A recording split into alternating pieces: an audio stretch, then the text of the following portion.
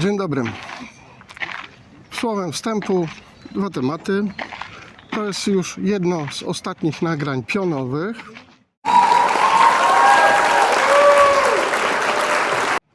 Druga sprawa, dwa mikrofony, lewy i prawy.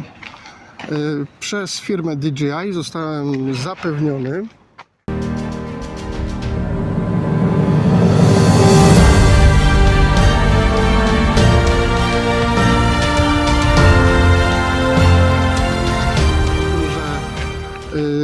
taka konfiguracja zapewni mi technologię i jakość TH Max. Oczywiście chcę to wypróbować, chcę z tego skorzystać, więc zrobiłem sobie taką konfigurację. Trochę śmiesznie wyglądam, ale dobrze. Próbuję testy i to by było wszystko w temacie wstępu. Materiał kręcę ze względu na to, że wypłynął samoistnie wczoraj podczas mojej małej podróży po centrum Hamburga. W momencie, kiedy chciałem w jednej z restauracji napić się soft drinka, usiadłem i powiem wam, że było takie coś w powietrzu dziwnego, coś wisiało. Jakieś takie spojrzenia, kelner jakiś taki usztywniający się. Nie wiedziałem na początku, o co chodzi. Obok siedzieli mnie państwo, turyści z Niemiec, bardzo miła para, starsze osoby, i tak pani tak mimochodem wtrąciła, ponieważ gimbal, telefon leżał na stoliku, czy ja dalej kręcę, czy ja tu nagrywam, czy ja jestem influencerem. Zapewniłem, że początkującym i nie nagrywam tutaj specjalnie tego materiału.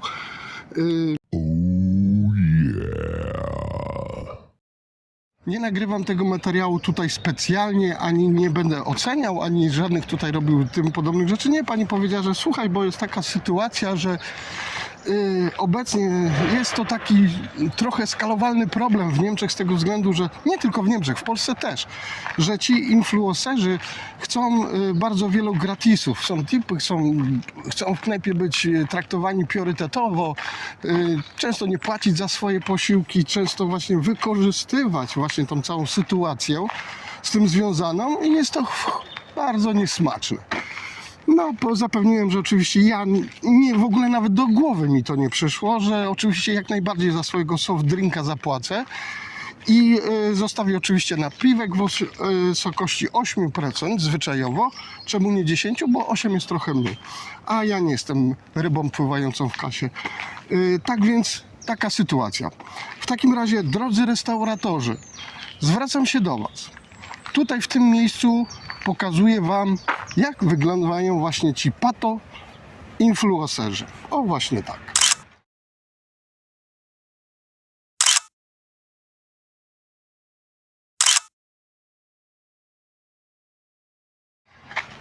Druga sprawa jest następująca.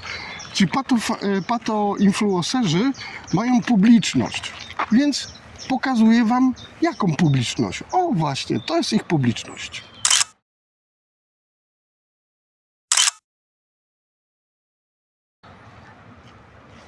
Słuchajcie, musicie zdać sobie sprawę z tego jedno, że wasze restauracje, wasze interesy to jest niejednokrotnie lata pracy. Często są to interesy, są to knajpy tak zwane rodzinne, dziedziczone z ojca na syna, często może nawet i z dziadka ojca na syna, tak? Miejcie do siebie szacunek.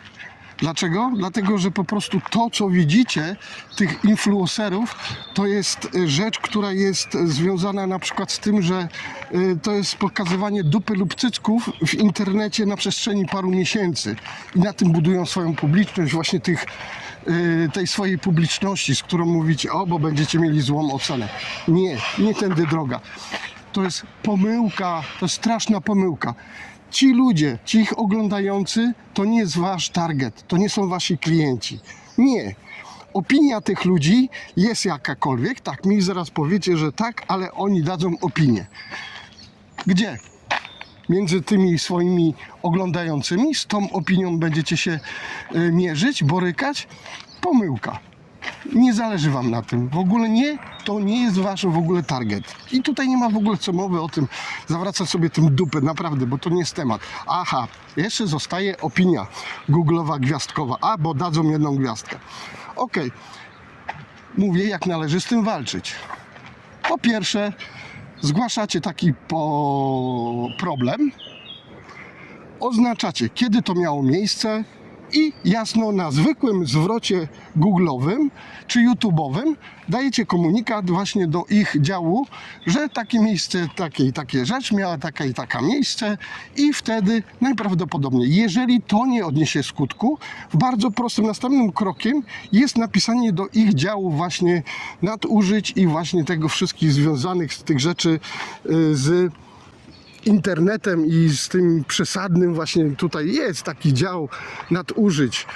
Zresztą mnie też ostatnio tam troszkę tryknęli, ale to odbywa się na zasadzie właśnie wywiadu kontaktów i dowodów. Jeżeli to przedstawicie, takie złe opinie zostaną automatycznie wycofane, a jeżeli chodzi o gwiazdki i ocenę, zostanie zredukowana i poprawiona, więc żaden stres. Jeszcze raz powtarzam, to nie jest wasz target, to nie jest wasi ludzie, to nie są opinie, na którym wam zależy. I teraz najważniejsza rzecz, i chyba zdajecie sobie z tego sprawę, że macie prawo do odmowy obsługi takich klientów. Po prostu Get out. kelner podchodzi, mówi: bardzo przepraszam, ale państwo nie zostaniecie obsłużeni. Nie trzeba podawać powodu, nie trzeba się tłumaczyć. Powiem wam po polsku, po prostu trzeba wziąć za mordę i z knajpy wypierdzielić takich ludzi. Do widzenia, dziękuję. Podejrzewam, że mając grono tych ludzi, którzy mnie wczoraj otaczały, byście dostali nawet wręcz za to oklaski. Naprawdę, ja też bym klaskał. Ponieważ te pato-streamerstwo całe przechodzi wszelkiego rodzaju granice. Jak zawsze, miało to służyć ludziom, miało być to dobre i tak dalej. Podobnie było z energią atomową, podobnie z AI i tak dalej. Nie ma co po prostu dobrą, nową technologię dać w nieodpowiedzialne, najczęściej młodociane ręce. I wtedy zaczyna się tworzyć z tego patologia. Odcinków na ten temat jest masa. Można poczytać o tych właśnie brylujących młodych gówniarzach, influencerach, co im się w dupie nie przewraca. Więc przede wszystkim firmy marketingowe, żeście dali niezłej dupy, żeście wynieśli na ołtarze nie tych ludzi, co trzeba. Bo ja rozumiem, że tam na przykład środowisko gier, sprzętu komputerowego i tak dalej, okej, jak najbardziej jest pożądane. Ale reszta sprzętu, telewizory drogie, sprzęt ekskluzywny, to nie jest też wasz target. Halo, polegacie na opinii tych ludzi? Ja rozumiem, kolejna karta graficzna, kolejny joystick, kolejne te wszystkie rzeczy. Okej, budujcie na tym markę, róbcie to, tak dalej. Teraz jeszcze wrócę do was, kochani restauratorzy, powiem wam tak. No oczywiście tak, ale słuchaj, bo oni zapewniają to, że są ludzie w lokalu. Już wam mówię, u mnie na rogu jest właśnie taki lokal, który się właśnie wybrylował, wylansował właśnie na tym streamerstwie. I teraz co? Tak, wieczorami jest tam full ludzi. Zgadza się, ale wystarczy nie szybko przejść się powoli i zerknąć, co się tam w środku dzieje. Tak, stoliki są obsadzone najczęściej 3 do 5 osób, tak, młodych ludzi, kobiety i mężczyźni młodzi. I co? 1 soft drink i 4 słomki. Serio na takim czymś chcecie budować biznes? Że liczy się zapchana knajpa, ale żeście sprzedali tylko skrzynkę Coca-Coli? No, nie wiem, jak za to utrzymacie knajpę. I kelnerów, i kucharzy. A tak jest prawie w przeważającej dużej mierze. Nie ma tam posiłków, nie ma tam... Jest 1 kola z cytryną rozlana do 1 szklanki i 4 słomki. Super, co? Na tym będę chyba już kończył ten materiał. Jeżeli pojawią się pod nim pytania, jakieś komentarze czy coś, zapraszam do tego jak najczęściej. Wspomnę też o moich subach na YouTubie. Zachęcam oczywiście do subskrybowania mojego kanału jak najbardziej. Jest to mi na razie bardzo potrzebne do statystyk, ale kolejny raz mówię, nie zmuszam i nie proszę o ten dzwoneczek tam, który będzie wysyłał do was powiadomienia, kiedy wrzucę kolejny materiał. Nie chcę was męczyć. Naprawdę, wystarczy mi tylko ten 1 sub, ten dzwoneczek, jak klikniecie klikniecie i on już wejdzie do mnie do statystyk i to jest wszystko. Naprawdę.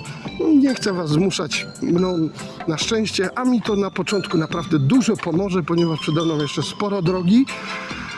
Pomimo to, że dzisiaj powinienem być zablokowany w domu, zdecydowałem się nagrać to, wypróbować nowe mikrofony. No i myślę, że temat jest dosyć taki gorący, bieżący, bo zbliża się lato i ten cały biznes restauracyjny rusza z kopyta. I teraz pytanie, jaka knajpa, jaki target, jacy klienci? Jeżeli to ma być to, o czym mówię, no to naprawdę, pamiętajcie, macie prawo odmówić obsługi takich klientów, a po polsku wziąć za mordę i wywalić z knajpy.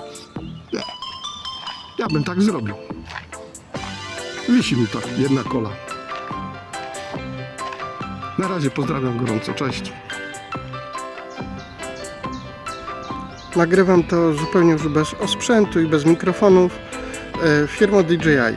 Marketingowo sprzęt w tej konfiguracji, którą posiadam, miał pracować 8-9 godzin pracy. Ja przepracowałem 5-6 godzin na styk, ale powiedzmy mieścimy się w granicach marketingowego błędu. Dobrze? Więc te 10% mogliście sobie już odpuścić, ale rozumiem, marketing kazał. Dzięki, cześć.